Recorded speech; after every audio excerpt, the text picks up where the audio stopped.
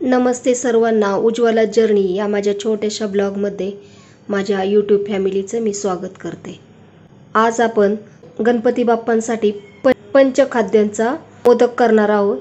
तर त्याच्यासाठी काय काय साहित्य लागते ते पाहूयात। खारीक, खोबरं, खडीसाखर बारीक चुरा करून घेतलेले अगोदरच, खवा आणि खसखस। ही जी खारीक आहे त्याचे पाठीमागचं फूल आणि आतून बी काढून ते आपण फोडून घेणार आहोत। पॅनवरती ड्राय रोस्ट करणार आहोत आणि मिक्सरला बारीक करून घेऊ नंतर। मग हे खोबरं सुक्कच खोबरं आहे, खिसून घेतलेले आहे। कढई गरम झालेली आहे, याच्यामध्ये आपण खसखस टाकून ती थोडीशी परतून घेणार आहोत। मंद गॅसवरती हे सर्व परतून घ्यायचं। खसखस परतलेली आहे, ती आता आपण काढून घेऊयात। सुकं खोबरं खिसलेले ते याच्यामध्ये आपण टाकून घेऊयात। खोबरं मंद गॅसवरती खोबरं चांगलं गुलाबी होईपर्यंत परतून घेऊ। हे पहा, खोबरं सुद्धा छान आपलं भाजून झालेलं आहे, ते आता आपण काढून घेऊ। आता आपण खवा परतून घेऊयात।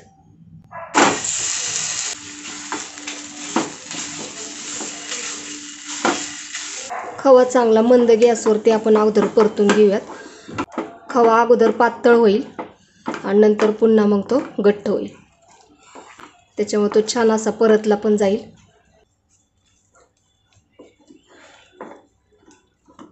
खारीक आपण फोडून त्यातल्या बिया आणि जे फूल असतं ते काढलेलं आहे आणि आता आपण ते ड्राय रोस्ट करून घेऊयात।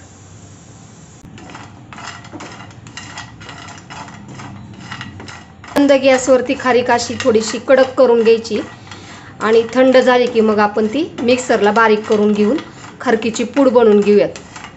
ही पिवळी ओली खारीक आहे, त्याच्यामुळे आपल्याला भाजायला 10 मिनिट लागले। आता आपण गॅस बंद करू आणि थंड झाली की मिक्सरला लावून घेऊयात। खवा परतत आहे तोपर्यंत आपण खडीसाखर मिक्सरला बारीक करून घेऊयात। भाजून खारीक पूड करून घेतलेली आहे, ते सुद्धा मी मिक्सरमध्ये टाकून घेते। खोबरं आणि खसखस हे भाजून घेतलेलं,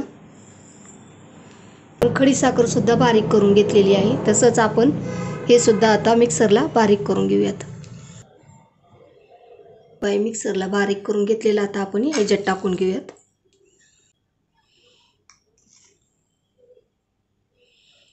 खडीसाखर बारीक करून घेतलेली त्याचे 2 टेबलस्पून आपण टाकलेले आहेत।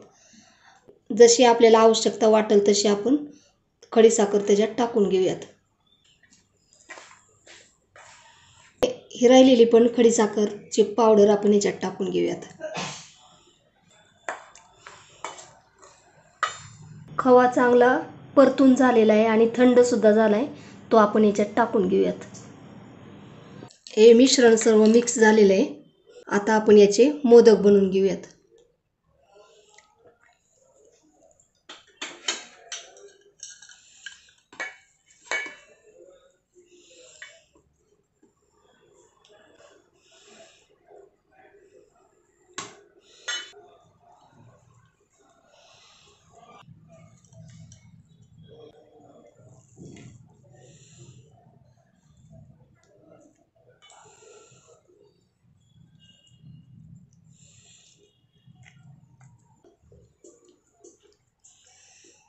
हे पहा, आपले मोदकही एकदम छान झालेले आहेत।